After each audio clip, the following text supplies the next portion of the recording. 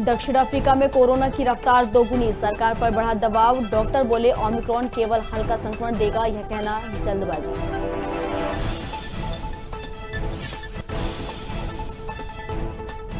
राजधानी भोपाल में no mask no movement अभियान, गृहमंत्री नरोत्तम मिश्रा ने की शुरुआत। 3 दिन तक चलाया जाएगा अभियान।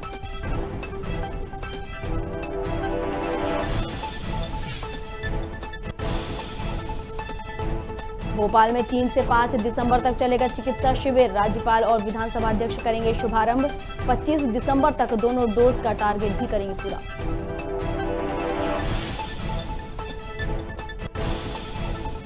मंडीदीप में किसानों ने किया चक्का जाम, धान के दाम घटने से किसान हैं नाराज, आक्रोशित होकर सड़कों पर आए किसान।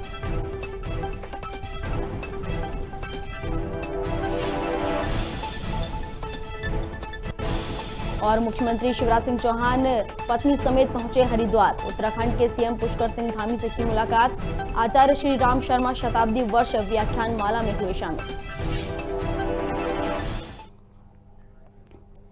नमस्कार, खबर भारत देख रहे हैं आप, मैं हूं आपके साथ प्रियंका। चलिए बढ़ते हैं खबरों की ओर।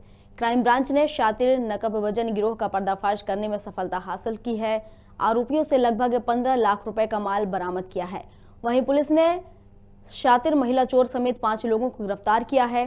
साथ ही 12,50,000 रुपए के सोने चांदी का सामान भी बरामद किया है। एएसपी अंकित जायसवाल ने मीडिया से चर्चा करते हुए बताया कि गिरोह की महिला सदस्य घरों की रैकिंग कर अपने साथियों की जानकारी देती थी।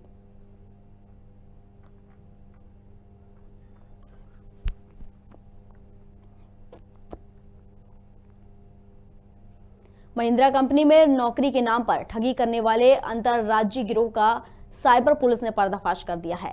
एसपी साउथ साई कृष्णा ने बताया कि आरोपी एक फ्लैट में कॉल सेंटर चला रहे थे, जिससे किसी को शक न हो। आरोपी रघुनंदन दूसरे कॉल सेंटर पर कॉलर का काम करता था। वहीं काम सीखने के बाद अपना धोखाधड़ी कर कॉल सेंटर शुरू किया। उसने करीब 150 लोगों से आरोपी 15 लाख की ठगी की। आरोपी एटीएम से और पेटीएम में राशि ट्रांसफर करवाकर पैसे निकाल लेते थे। एक कंप्लेंट आई थी जिसमें एक व्यक्ति ने कहा था कि उसके पास कोल्ड कॉल्स आए हैं, जिसमें उसको कहा गया कि महिंद्रा कंपनी में उसकी नौकरी लगाएंगे एग्जीक्यूटिव मैनेजर के पोजीशन पे। और इसके बाद जैसे typical call centre modus operandi होता है, अलग अलग चीज़ें बताकर कि कभी यूनिफॉर्म, कभी प्रोसेसिंग चार्जेस, कभी कुरियर चार्जेस, कभी रेज्यूमे वगैरह, इस टाइप के उसके अलग अलग स्टेप्स में इन लोगों ने लगभग 85,000 रुपीज़ निकाल लिए हैं। इसका कंप्लेंट रजिस्टर करके इसमें इन्वेस्टिगेशन किया गया और दिल्ली से 3 लोगों को पकड़ के लाई है टीम। इसमें से एक मुख्य ऑपरेटर है और उसके 2 सहयोगी हैं। जो मुख्य ऑपरेटर है हमारा, वो पहले एक इसी टाइप के फ्रॉड कॉल सेंटर में काम कर रहा था। वो कॉल सेंटर बस्ट हो गया तो उसके बाद वो वहाँ पे आरोपी नहीं बना था। उसके बाद उसने निकल कर एक अपना खुद का कॉल सेंटर स्टार्ट किया, जिसमें ये 2 लोगों को लेकर वो ऑपरेशन कर रहा था। इसमें हमने लगभग 16 सिम कार्ड्स, कई मोबाइल फ़ोन्स, लैपटॉप और इस तरह की काफ़ी सारी चीज़ें बरामद की है, जिसको यूज़ करके ये लोग घटना कारित करते थे। रतलाम जिले में 11 दिसंबर को नेशनल लोक अदालत लगेगी, जिसे राज्य विधिक प्राधिकरण जबलपुर के आदेश अनुसार आयोजित किया जा रहा है। इस लोक अदालत में क्लेम, राजीनामा योग्य आपराधिक सहित कई प्रकरणों का निराकरण किया जाएगा। साथ ही ऐसे प्रकरण जिनका निराकरण नेशनल लोक अदालत में संभव हो, उनका भी निराकरण किया जाएगा। लोक अदालत में वे लोग भी भाग ले सकते हैं जिनके प्रकरण काफी लंबे समय से चल रहे हैं। इस दौरान प्रधान न्यायाधीश के साथ समस्त न्यायाधीश गण व कर्मचारी मौजूद रहे। पुरुष हो चाहे हो महिला, चाहे बच्चा, बंदियां, अनुसूचित जाति जनजाति, चाहे न्यायालय, जावरा, सेलाना एवं आलोक में नेशनल लोक अदालत का आयोजन किया जाता है। लोक अदालत आपसी समझौते के आधार पर विवादों के निराकरण के लिए लोक अदालत। 11 दिसंबर 2021 को संपूर्ण देश के साथ साथ रतलाम जिले में भी नेशनल लोक अदालत का आयोजन राज्य विधिक सेवा प्राधिकरण जबलपुर के आदेशानुसार किया जा रहा है। इस लोक अदालत में क्लेम प्रकरण, राजीनामा योग्य आपराधिक प्रकरण, चेक डिसऑनर से संबंधित प्रकरण, विद्युत अधिनियम से संबंधित प्रकरण, बैंक से संबंधित वसूली के प्रकरण, नगर निगम से संबंधित प्रकरण एवं ऐसे वे सभी प्रकरण जिनका निराकरण लोक अदालत में किया जाना संभव हो, किए जाएंगे। राजधानी भोपाल में गृह मंत्री नरोत्तम मिश्रा ने नो मास्क नो मूवमेंट की शुरुआत की है। प्रदेश में 3 दिनों तक अभियान चलाया जाएगा। गृह मंत्री नरोत्तम मिश्रा ने नूतन चौराहे पर बस में सवार यात्रियों और स्कूली छात्रों को मास्क पहनाए। मंत्री मिश्रा ने कहा कि तीसरी लहर को मध्य प्रदेश में नहीं आने दिया जाएगा। इसके लिए लोगों को जागरूक किया जा रहा है। साथ ही लोगों से मास्क पहनने और सोशल डिस्टेंसिंग का पालन करने की अपील की जा रही है।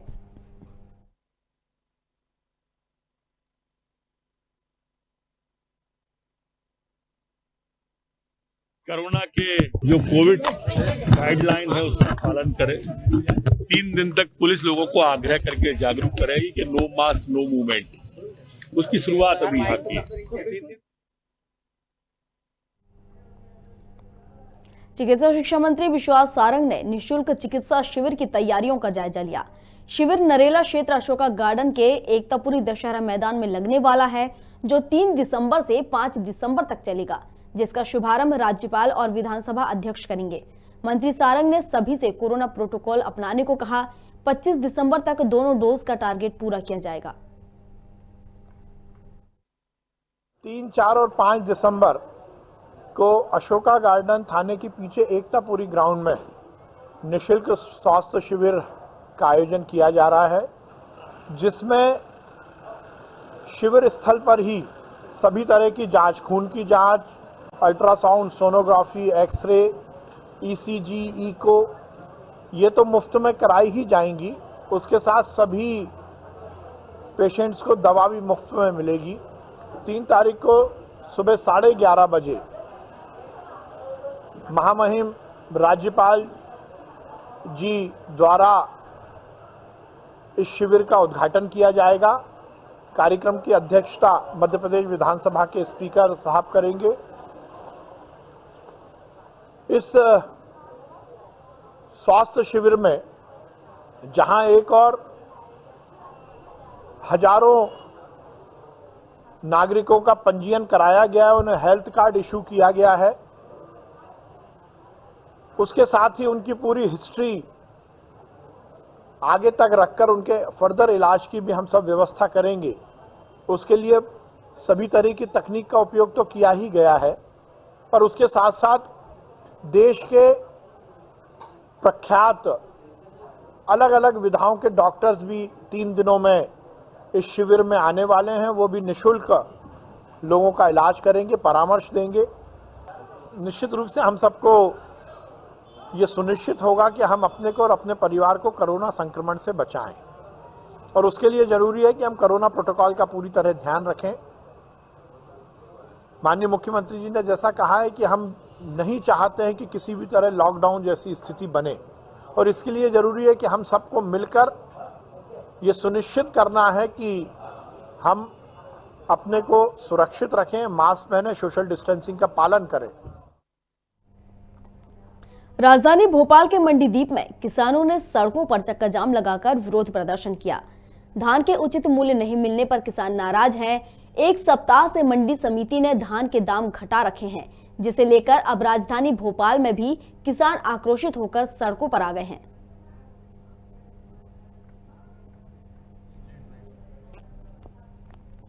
नजीराबाद सिटी कोतवाली थाना क्षेत्र में ट्रेन से गिरकर युवक घायल हो गया, जिसे घायल अवस्था में परिजनों ने जिला अस्पताल में भर्ती कराया है, जहां उसकी हालत नाजुक बनी हुई है।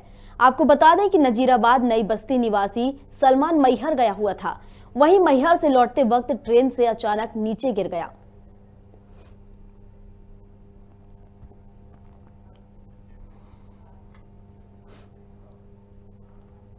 ठीकरी के ब्राह्मण गांव में ईंट भट्टा व्यापारियों का बेमौसम बरसात से बुरा हाल है।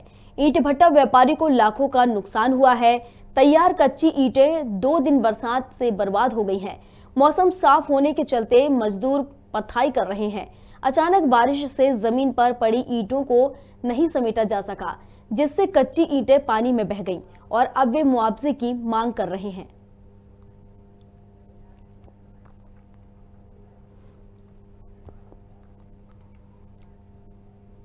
मध्य प्रदेश की पर्यटन मंत्री उषा ठाकुर ने एक अजीबोगरीब बयान दिया है। उषा ठाकुर ने बयान दिया है कि क्रांतिकारी टंटिया भील को लेकर, जो कि अंधविश्वास को बढ़ावा दे रहा है। पर्यटन मंत्री उषा ठाकुर ने कहा कि टंटिया मामा के ताबीज से स्वास्थ्य लाभ मिलता है।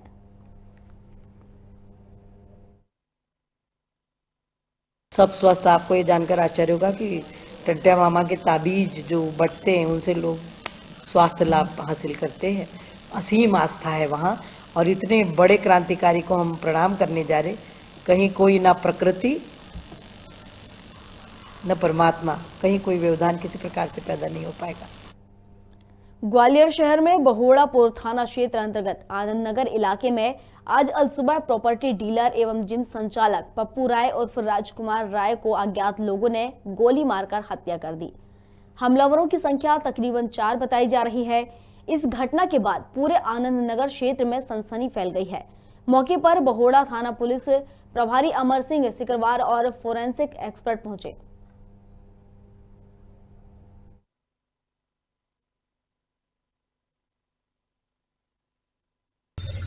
उनके शरीर में 5 गोली अभी प्रथम दृष्टया दिख रही हैं।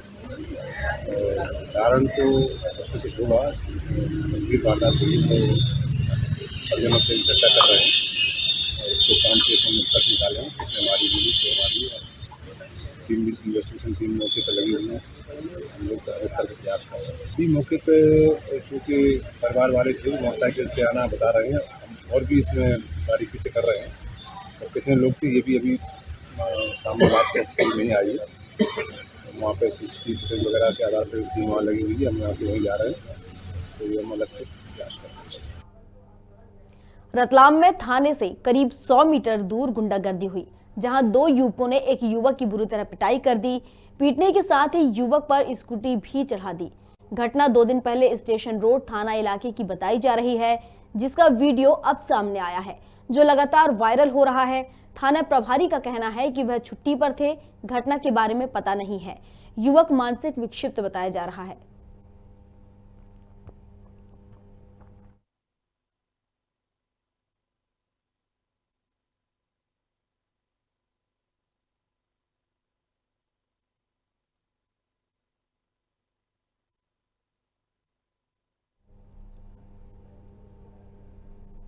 अशोकनगर में श्री 1000 शांतिनाथ त्रिकाल चौबीसी जैन मंदिर की 29वीं वर्षगांठ मनाई गई। इस अवसर पर अशोकनगर में भव्य वृषभ रथ यात्रा निकाली गई। शांतिनाथ मंदिर में एक दिन पहले से ही ध्वजारोहण, महामस्तकाभिषेक और भव्य रथ यात्रा सहित कई आयोजन किए गए। वहीं शाम को मंदिर में 1000 दीपों से भव्य आरती की गई। इस दौरान भक्ति गीतों पर श्रद्धालु जमकर रखते नजर आए।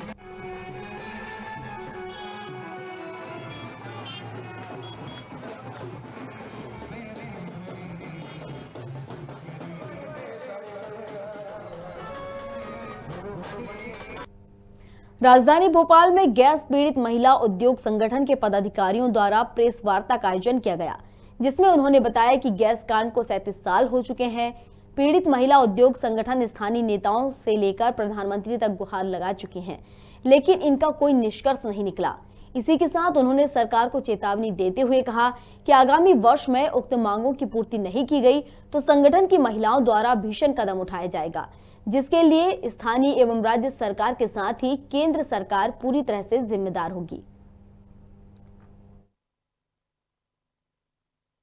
हमारी जो मांगे हैं वो पहले नंबर के ऊपर जो है कि सजा मिले दोषियों को, कि सजा मिले उन लोगों को। 37 साल हो रहे हैं, आज तक मतलब मुलजिमों तक को सजा नहीं मिली। दूसरे ये है कि दूसरे नंबर पे भोपाल हॉस्पिटल से लेकर के जितनी भी 7 यूनिटें बनी हैं उसके अंदर डॉक्टर नहीं है, किसी में कोई सा डॉक्टर नहीं है, किसी में हड्डी वाला है तो किसी में नसों वाला है। हम ये चाहते हैं कि इन सबके अंदर जो है कम से कम छोटा मोटा इलाज तो मिले। और भोपाल हॉस्पिटल के अंदर जो है बड़े डॉक्टर नहीं हैंगे, खाली ढांचा खड़ा हुआ हैगा, मेमोरियल ही, लेकिन उसके अंदर ना तो दवाएं हैं ना डॉक्टर हैं। हम ये चाहते हैं कि उसमें डॉक्टर भी हो और दवाएं भी मिलें। तीसरा जो है विधवा पेंशन का जो है 1000 से दिया था पहले वो मांग थी, उसके बाद 2 साल से हमारी ये मांग 2500 की चली आ रही है। सरकार उसके ऊपर भी ध्यान दे। मध्य प्रदेश में पंचायत चुनाव का मामला अब कोर्ट पहुंच गया है। ग्वालियर हाई कोर्ट बेंच ने पंचायत चुनाव को लेकर सरकार से जवाब मांगा है। सरकार को पंचायत चुनाव को लेकर 4 हफ्ते में जवाब देना है। बता दें कि आरक्षण और परिसीमन को खत्म करने को लेकर याचिका लगाई गई है। मध्य प्रदेश के अंदर स्थानीय निकाय के चुनाव बहुत लंबे समय से पेंडिंग चल रहे हैं और भारतीय जनता पार्टी की सरकार सत्ता में आने के बाद एन कैन प्रकरण चुनाव को टालने की प्रक्रिया में ही विश्वास करती रही है और न नगर निगम चुनाव कराए, न नगर पालिकाओं कराए और अब पंचायतों के चुनाव कराने की तैयारी चल रही थी। उसको लेकर भी महामहिम राज्यपाल महोदय से एक अध्यादेश जारी करा दिया गया कि 2019 में कांग्रेस शासनकाल में जो परिसीमन हुआ था वो निरस्त किया जाता है, जो नई पंचायत 1200 बनी थी उसका गठन को निरस्त किया जाता है, आरक्षण निरस्त किया जाता है। ये सारी की सारी चीज़ों से निश्चित से ऐसा लगा कि भारतीय जनता पार्टी चुनाव से बचने के लिए प्रक्रिया कर रही है। और 2014 के आरक्षण के ऊपर आप कैसे चुनाव करा सकते हैं? 2014 के परिसीमन पर कैसे चुनाव कर सकते हैं? कई जिले वादे बने हैं, कई पंचायत वादे बनी है, तो निश्चित रूप से असंतोष है जनता में। और हम कांग्रेस पार्टी हमेशा से शुरू से विरोध करती रही है, लेकिन ये अच्छी बात है कि आम जनता के लोग जो जनप्रतिनिधि हैं वो न्यायालय के शरण में जा रहे हैं। हमारी जानकारी अनुसार ग्वालियर में कई लोग गए हैं, कई लोग माननीय उच्च न्यायालय इंदौर में दायर कर रहे हैं, कुछ लोगों ने ग्वालियर में दायर की है। और ग्वालियर में तो आज कल्लू सोनी पूर्व सरपंच है, उनकी याचिका पर राजेश कुमार शर्मा में एडवोकेट उनके अपील हुए थे। आज माननीय उच्च न्यायालय ग्वालियर बेंच ने सरकार को नोटिस जारी कर 4 सप्ताह में जवाब मांगा है कि क्यों ना इस अध्यादेश को निरस्त कर दिया जाए और पंचायत चुनाव कराने की कार्रवाई पर विचार किया जाए। कोरोना के नए वेरिएंट्स ने दुनिया में दस्तक दे दी है, जिससे शासन एवं प्रशासन तक अब तैयारियों में जुट गया है। मुख्यमंत्री शिवराज सिंह चौहान के आदेश पर छत्तीसगढ़ जिला कलेक्टर सुभाष कुमार द्विवेदी की अध्यक्षता में एक बैठक बुलाई गई, जिसमें जिला प्रशासन, स्वास्थ्य विभाग, पत्रकार बंधुओं के साथ साथ क्राइसिस मैनेजमेंट के सदस्य भी उपस्थित रहे। वैक्सीनेशन के दोनों डोज लगवाने के लिए लोगों को प्रेरित भी किया जा रहा है। वो भी बंद पड़ा हुआ था, तो आज हमने उसको चालू करवाया है और अभी निश्चित रूप से कुछ सफाई और इन सब चीजों की दिक्कतें थी, तो उन दिक्कतों के बारे में भी हमने 2 दिन के अंदर उसको अभियान चला के साफ सुथरा बिल्कुल बेड वो भी बंद पड़ा हुआ था, तो आज हमने उसको चालू करवाया है और अभी निश्चित रूप से कुछ सफाई और इन सब चीजों की। मध्य प्रदेश के मुख्यमंत्री शिवराज सिंह चौहान अपनी पत्नी साधना सिंह समेत हरिद्वार पहुंचे हैं। हरिद्वार में शिवराज देव संस्कृति विश्वविद्यालय शांति कुंज पहुंचे। इस दौरान मुख्यमंत्री शिवराज सिंह चौहान से उत्तराखंड के सीएम पुष्कर सिंह धामी विश्वविद्यालय परिसर में मिलने आए। धामी ने सीएम शिवराज सिंह चौहान को रुद्राक्ष का पौधा भेंट किया। साथ ही सीएम शिवराज ने आदि शंकराचार्य जी का चित्र एवं सांची स्तूप की प्रतिकृति दी, जहां उन्होंने कहा कि मन प्रसन्नता से भरा हुआ है। देव संस्कृति विश्वविद्यालय और हमारी गायत्री परिवार ने अद्भुत प्रयास किया है। परम पूज्य गुरुदेव की कृपा से भारतीय संस्कृति, जिसका प्रचार प्रसार पूरी दुनिया में था और हर जगह उनके पदचिन्ह दिखाई देते हैं, प्रसन्नता से भरा हुआ है। देव संस्कृति विश्वविद्यालय, हमारे गायत्री परिवार ने जो अद्भुत प्रयास किया है, परम पूज्य गुरुदेव की कृपा से भारतीय संस्कृति, जिसका प्रसार पूरी दुनिया में था और हर जगह वो पदचिन्ह दिखाई देते हैं। भाषा, संस्कृति, परंपराएं, जीवन मूल्यों में साम्यता है और स्पष्ट रूप से ये दिखाई देता है कि जो हमारी परंपराएं हैं वो किसी न किसी रूप में वहां प्रचलित है। बाल्टिक देश, लिथुनिया, इस्टोनिया, लाटविया, वहां भी भारतीय संस्कृति के पदचिन्ह स्पष्ट रूप से दिखाई देते हैं। ये बाल्टिक सेंटर ने न केवल उन देशों को जोड़ा है, बल्कि हमारी समान परंपराएं, जीवन मूल्य, संस्कृति, उसका अध्ययन करके उसको विश्व के सामने रखा है। बाल्टिक कंट्रीज में यज्ञ हो, मंत्रों का गुंजार हो, कर्मकांड हो, वो सारे इन प्रयासों से फिर से यशस्वी हुए हैं। वहां के विद्यार्थी भी यहां अध्ययन के लिए आते हैं, राजनेता भी आते हैं, और परम पूज्य गुरुदेव के आशीर्वाद से भारत और इन दो देशों को जोड़ने का जो प्रयास किया है उसका मैं अभिनंदन करता हूं। अद्भुत है ये बाल्टिक सेंटर। परम पूज्य गुरुदेव का एक बड़ा महत्वपूर्ण चिंतन रहा कि जो भारतीय संस्कृति के पदचिन्ह हैं, जो विश्व के कोने कोने में दिखाई पड़ते हैं, उनको हम लोग किस तरह भारतीय संस्कृति की धरोहर के रूप में सुरक्षित रख सकते हैं। और उस दिशा में देव संस्कृत विश्वविद्यालय का, जिसका उद्देश्य ही सांस्कृतिक नवोन्मेष को साकार करना रहा है, एक महत्वपूर्ण प्रयास रहा है कि जो बाल्टिक देश हैं, लाटविया है, लिथुआनिया है, एस्टोनिया है, जहाँ पर संस्कृत के जो पदचिन्ह हैं बड़ी स्पष्ट दिखाई पड़ते हैं।